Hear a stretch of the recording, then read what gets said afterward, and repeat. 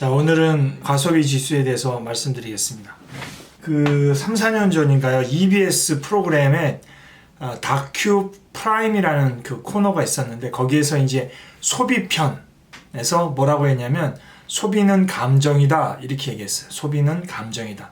즉 감정으로 소비한다 이런 뜻이에요. 이성으로 소비하는 게 아니라 그냥 보이는 대로 충동적으로 소비한다 이런 뜻이에요.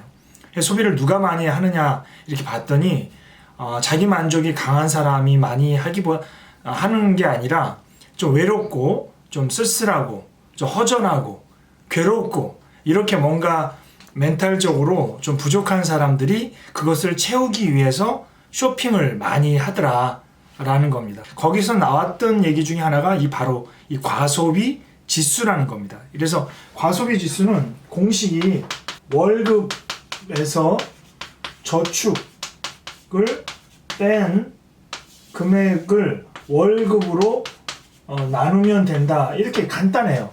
예를 들어서 월급이 100만 원인데 예를 들어 저축을 청약저축 10만 원만 한다 칩시다. 그러면 월급으로 나누면 이 과소비 지수는 100만 원분의 90만 원이니까 간단하죠? 0.9죠. 그러면 이 0.9가 어떤 의미가 있느냐를 봤더니 1에 가까우면 1.0, 1에 가까우면 재정 파탄 상태다. 왜냐?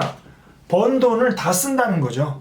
그러니까 저축할 돈이 없으니까 재정 파탄 상태다. 이렇게 이제 표현을 하고 0.7, 그러니까 70% 이상, 자기 수입의 70% 이상을 쓰는 사람은 이거 과소비다.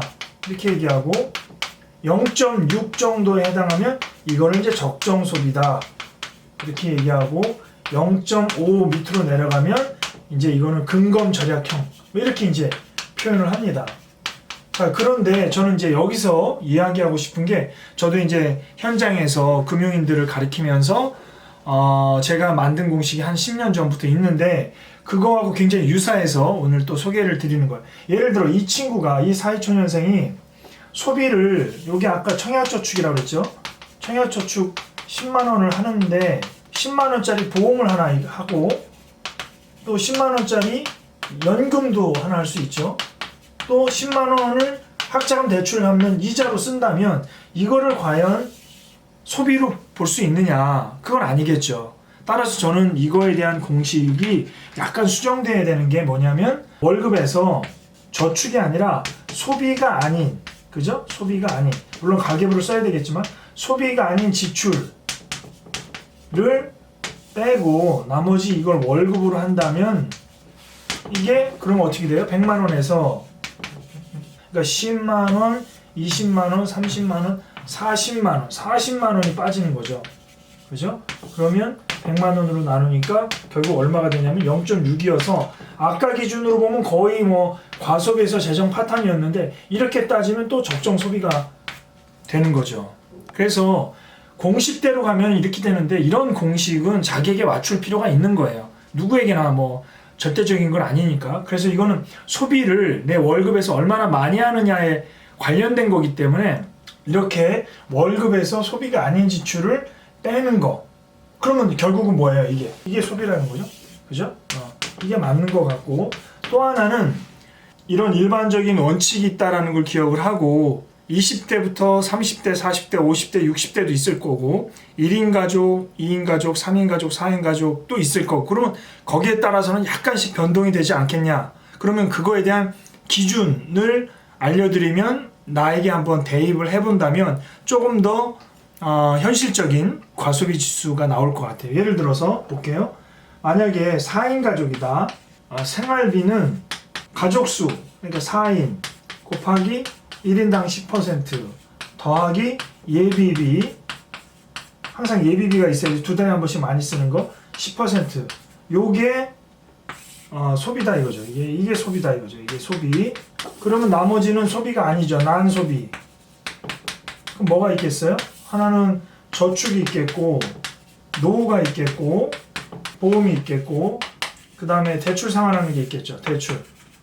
그런데 이 대출은 평균 10% 잡고 보험은 자기 수입의 10%, 노후는 10% 잡으면 이 저축과 투자의 금액이 적금과 펀드나 주식의 투자 금액이 달라진다 이거죠. 그러면 4인의 40%면 40%에다가 10%니까 50%면 60, 70, 80이니까 여기는 얼마가 들어가겠어요? 20%가 들어가겠죠. 합계 100%가 되죠. 만약에 3인 가족이다. 이제 쉬워지죠. 3인 가족이니까 3인 곱하기 10%니까 30%에다가 예비비 10%니까 얼마예요? 40%. 그럼 얘하고 얘를 합쳐서 얼마를 주로 만들면 70을 만들면니까 얘는 저축 투자는 몇 프로를 해야 돼? 수입의 30%. 나머지는 디폴트 똑같아요.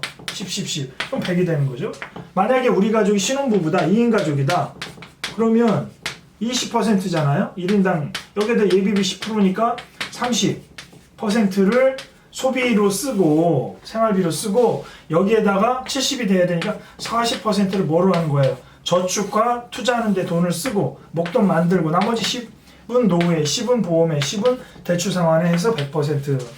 그러면 마지막으로 1인 가구는 어떻게 되는 거예요? 1인 가족 10%인데 예비비 10%니까 20%를 소비로 쓰고 70% 만들어 50% 무려 자기 소비 소득의 반을 저축 투자에 넣는 게 맞는 거예요. 1인 가구는. 그리고 10%의 먼 미래에 대한 노후 준비, 보험 준비, 대출 준비하면 100%가 된다. 이게 기본적으로 지켜야 될 나름의 원칙이다 이런 거예요. 그래서 만약에 내가 혼자 살고 있는 사회초년생인데 월세에 살지 않고 부모님과 같이 살고 있다 그러면 1인 가족에 가는 게 맞는 거고, 혼자 월세를 산다면 혼자이지만 월세라는 고정비가 많이 들어가기 때문에 2인 가족으로 계산하는 게 적당하다. 왜? 만약에 100만 원을 버는데 생활비가 얼마예요? 20%죠. 이 예비비까지 포함해서 20만 원도 월세 내고 생활비하고 커피 마시고 밥 먹는 거는 무리잖아요. 자, 4인 가족을 기준으로 했을 때 한번 볼까요? 4인 가족을 기준으로 했을 때 소비가 아닌 게 몇 퍼센트예요? 1, 2, 3, 4, 5, 50%니까 100으로 하면 0.5예요. 0.5. 그죠? 그러니까 4인 가족 기준이 지금 제가 말씀드린 대로 한다면 과소비 지수로는 얼마가 나오냐면 여기 0.5가 되는 거고, 3인 가족은 얼마가 돼요? 30, 40, 50, 60을 하니까 0.4가 되는 거죠. 소비를 40%만 한 거잖아. 여기는 30%니까 0.3이 될 거고, 1인 가족은 0.2가 되겠네. 그러면 완전 자린고비지. 그죠? 엄청나게 이 기준대로만 해도 과소비를 극히 줄이고 매우 잘하는 거야. 제일 많이 쓰는 4인 가족도 0.5니까 우리 기준으로 보면 0.5는 어디였어요? 아까 근검절약형이었죠. 그래서 오늘 소개해드린 요 정도 수준도 굉장히 타이트하지만 적어도 딱 한 가지만 기억을 한다면 내 수입의 반 이하로 지출을 하고 반 이상은 저축을 하거나 투자를 하거나 보험을 들거나 노후를 준비하거나 아니면 대출을 상환하는데 써야 된다라는 거. 다시 100 있다면 반은 써서 없어지는 비용으로 생활비로 나가고 나머지는 소비가 아닌 쪽으로 써야 된다는 거. 거기에서 1인 가구나 2인 가구들은 저축의 규모를 조금씩 올린다라는 개념. 이게 제일 중요한 것 같아요. 오늘은 여기까지 할게요.